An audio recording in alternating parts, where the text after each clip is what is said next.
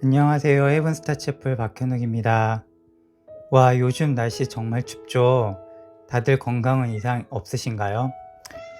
여러분들의 한 주는 어떠셨나요? 하나님의 자녀로서 살아있음을 증명하는 시간 잘 보내셨나요? 복되도다 말씀하셨습니다. 예수님께서. 어떤 자가요? 하나님에 의해 줄이고 목마른 자가 말입니다. 하나님의 뜻이 저와 여러분들의 삶에 이루어지기를 하나님께서는 원하십니다. 여러분들의 삶을 통해 잃어버린 하나님의 자녀들이 하나님의 빛을 보고 하나님의 맛을 느끼며 돌아오기를 원하시는 거죠. 하나님은 모든 사람이 구원을 받으며 진리를 아는 데 이르기를 원하시느니라. 아멘. 이것이 우리들의 정체성이죠.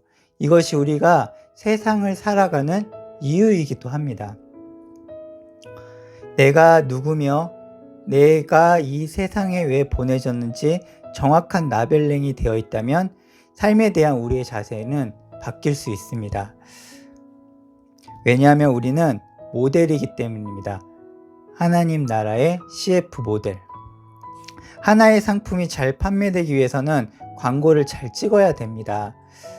그 광고에 출연하는 모델의 역할이 많은 영향을 미치는 것을 우리는 잘 알고 있죠. 저는 보통 쇼핑을 인터넷으로 자주 하는데요. 요즘에는 인스타그램을 통해 제품에 대한 홍보도 많이들 하더라고요. 여기서 등장하는 모델을 통해 제품이나 옷에 대한 매력을 느끼면 소비자들은 구매를 하게 됩니다. 여러분, 바꿔서 한번 생각해 볼까요? 여러분을 하나님께서 먼저 예수님 믿게 하신 이유가 있습니다. 여러분들의 삶을 통해 하나님 나라가 지금 홍보되고 있는 것이라면 우리들의 삶의 태도는 바뀔 수 있습니다.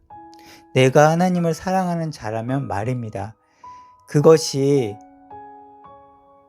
저와 여러분들의 삶에 거룩한 부담으로 다가오고 있으신가요? 그렇다면 여러분은 하나님을 사랑하고 있다라는 증거예요.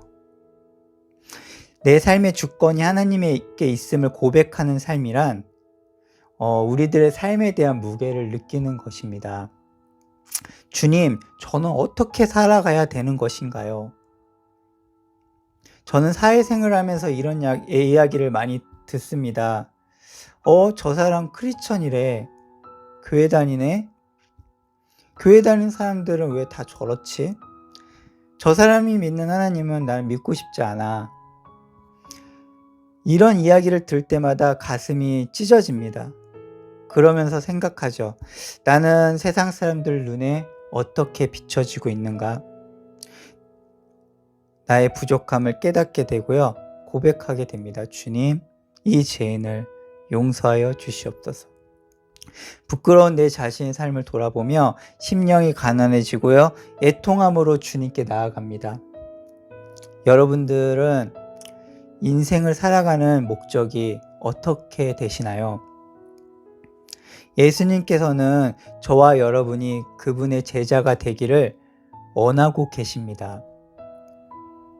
하나님의 사랑을 여러분들의 삶의 모습과 모양 그대로 흘려보내기를 원하시는 거예요. 이것을 가로막는 것이 우리들의 욕심이고 교만이고 그것이 우리들의 연약함임을 깨달아야 됩니다. 여러분들의 삶을 통해 주변 사람들이 예수님을 볼 수 있어야 됩니다. 예수님이 영광받을 자리에 혹은 내가 지금 그 자리에 있진 않은지 점검해야 되는 것이죠. 예수님은 섬김을 받으려 함이 아니라 도리어 섬기려 오셨다.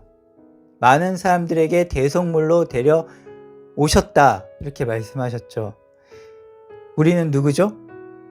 네, 예수님의 제자들이죠. 그렇다면 예수님께서 걸어가신 그 길을 나도 걸어가야 되는 거죠.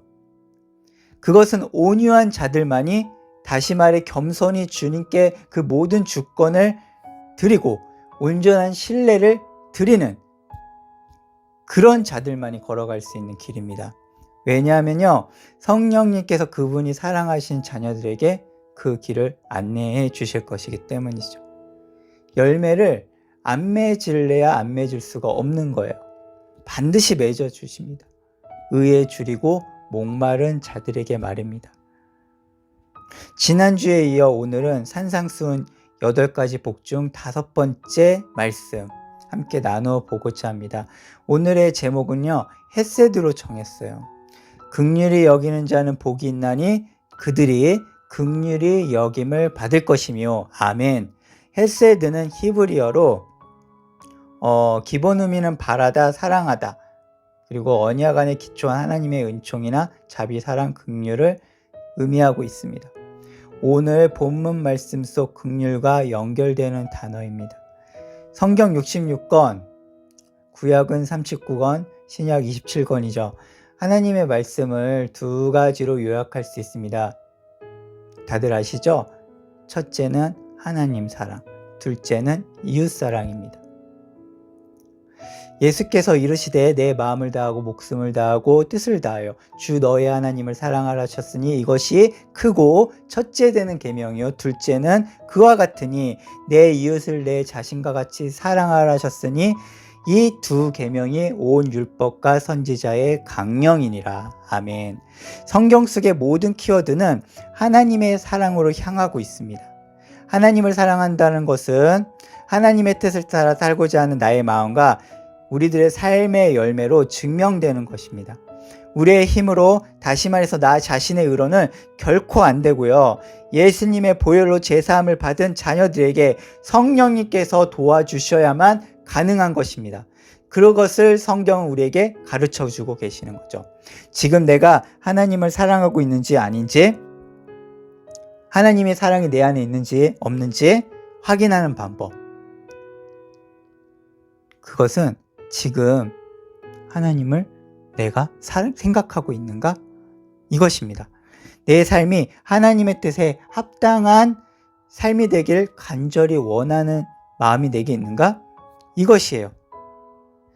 하나님의 뜻, 그것이 무엇인지 잘 알지 못하지만 그 삶으로 들어가기를 간절히 원합니다. 여러분, 날마다 우리가 짓는 죄로 인해서 늘 마음이 불편하신가요? 그렇다면 하나님의 사랑이 바로 여러분들 안에, 제 안에 있다라는 증거예요. 긍휼이라는 단어의 사전적 의미는 이렇습니다. 다정히 사랑하며 측은히 여긴다. 긍휼은 하나님 아버지의 사랑과 연결되어 있습니다. 그렇죠? 저는 지난주에 잠깐 뒷담화에 대한 이야기를 함께 나누어 보았습니다.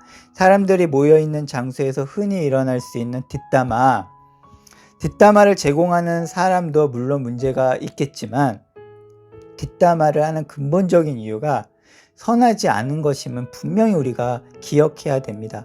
자기중심적 욕심과 교만에서 비롯된 죄성이 그 뿌리에 담겨져 있거든요. 하나님 아버지의 성품인 긍휼인 그 열매가 성령님의 자비하심이 그 산 가운데 없기 때문에 일어나는 일들이죠. 예수님께서는 십자가에서 자신을 욕하고 조롱하는 무리들을 용서하시며 그들을 공감해 주셨습니다. 아버지, 저들을 사하여 주시옵소서. 자기들이 하는 것을 저들이 알지 못하나이다. 사람들은 나에게 피해를 주고 나를 힘들게 하는 사람을 용서치 못합니다. 왜요? 마음이 높아져 있기 때문입니다. 이것은 무엇이죠? 교만함. 심령이 가난한 자는, 애통하는 자는, 온유한 자는, 의에 줄이고 목마른 자는 이 교만함과 전혀 상관이 없는 자들이죠. 여러분, 이 모든 말씀은 하나님의 사랑으로 향하고 있음을 우리는 발견할 수 있어야 돼요. 예수님은 십자가에서도 죄 많은 인간을 공감하셨죠. 그것이 무엇입니까? 바로 사랑이죠. 긍휼이 흘러가고 있는 것이죠. 하나님의 긍휼, 헤세드가 우리의 영혼을 적치고 있다면 우리 주변에서 일어나는 인간관계의 많은 갈등들은 해소가 될 것입니다. 인간 사이에 끊임없는 갈등과 상처는 왜 일어나는 것일까요? 헤세드가 없어서 그런 겁니다. 서로가 서로를 향한 긍휼이 흘러간다면 하나님 나라가 여러분들의 삶을 통해 확장될 것입니다. 적어도 예수님 믿는 하나님의 자녀가 그 땅에서 자기들의 지경 안에서 빛과 소금 된 역할을 잘 감당한다면 적어도 우리 사회의 이 인간관계 속에 이런 갈등과 이런 상처들이 많이 줄어들 것입니다. 서로가 서로를 향한 긍휼이 흘러간다면 하나님 나라가 확장이 된다는 것이죠. 여러분들의 그 삶을 예배로 하나님께서 받으실 것입니다. 하나님의 시선은 고아와 과부 그리고 나그네로 향하고 있습니다. 오늘날 고아와 과부 그리고 나그네는 누구를 의미할까요? 여러분의 지경 안에서 마주치고 소외당하고 그리고 연약한 자들입니다. 조금 더 깊은 묵상으로 들어가 볼까요? 아내와 저는 한 교회를 방문했고 출석하게 되었습니다. 교회에 한 주, 두 주, 세 주 그렇게 한 달은 지나갔고 교회를 들어서는데 뭔가 느낌적인 느낌, 허전한 느낌적인 느낌이 마음을 씁쓸하게 만들었어요. 잘 알지도 못해도 얼굴은 아는데 서로 인사를 안 하는 모습, 친하고 편한 사람들끼리 그들만의 사랑을 공유하는 모습, 만약 그곳에 예수님께서 계셨다면 잘 알든 모르든 따뜻한 미소로 인사를 받아주셨고 해주셨을 텐데 이런 마음이 제 마음을 사로잡았습니다. 먼저 교회에 출석하고 정착한 사람들 입장에서는 처음 방문한 분들이 고아와 과부 그리고 나그네가 될 수 있는 겁니다. 저는 그렇게 많은 교회에서 여러 교회를 다녀보면서 하나님의 사랑을 느끼지 못한 적이 많습니다. 이러한 말씀의 적용은 다양하게 삶의 현장에서 응용될 수도 있죠. 여러분을 통해 하나님의 헤세드가 흘러가기를 간절히 기도합니다. 학교에서, 직장에서, 혹은 가정에서, 교회에서 여러분들 섬겨야 할 고아와 과부, 나그네는 누구일까요? 지금 생각나는 분들이 혹시 계신가요? 하나님의 말씀은 삶을 지탱해주는 뿌리와도 같습니다. 긍휼히 여김을 받을 것이며 여러분, 우리는 하나님의 긍휼이 날마다 필요한 존재들입니다. 맞죠? 하나님의 긍휼하심, 헤세드가 우리 삶에 있기 때문에 우리는 헤세드의 강물을 흘려보낼 수 있습니다. 아주 자연스럽게 말입니다. 구제를 좋아하는 자는 풍족하여질 것이고 남을 윤택하게 하는 자는 자기도 윤택하여지리라. 잠언 11장 25절 말씀입니다. 잠언의 말씀은 제 삶의 큰 자양분으로 적용되어졌습니다. 남을 윤택하게 하는 자는 자기도 윤택하여지리라. 오늘 말씀 헤세드와도 연결되어지죠.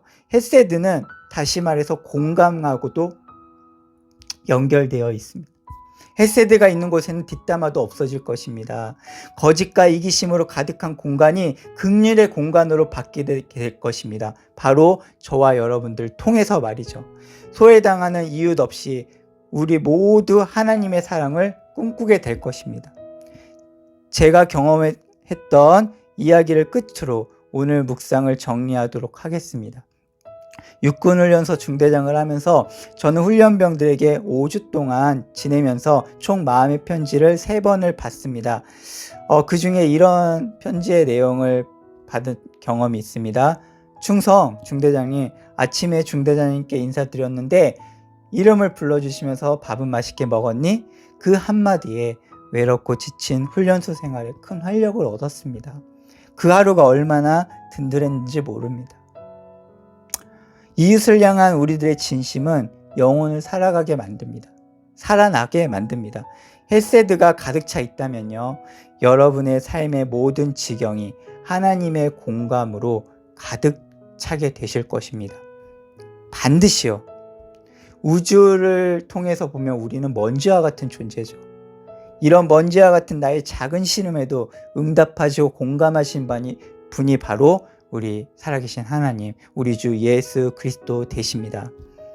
여러분들의 삶을 그분의 공감으로, 그분의 긍휼하신 이 헤세드로 가득 넘치고 흘러가기를 기도하겠습니다. 이번 한 주도 하나님의 은혜와 평강 속에 승리하는 한 주 보내시길 바랍니다.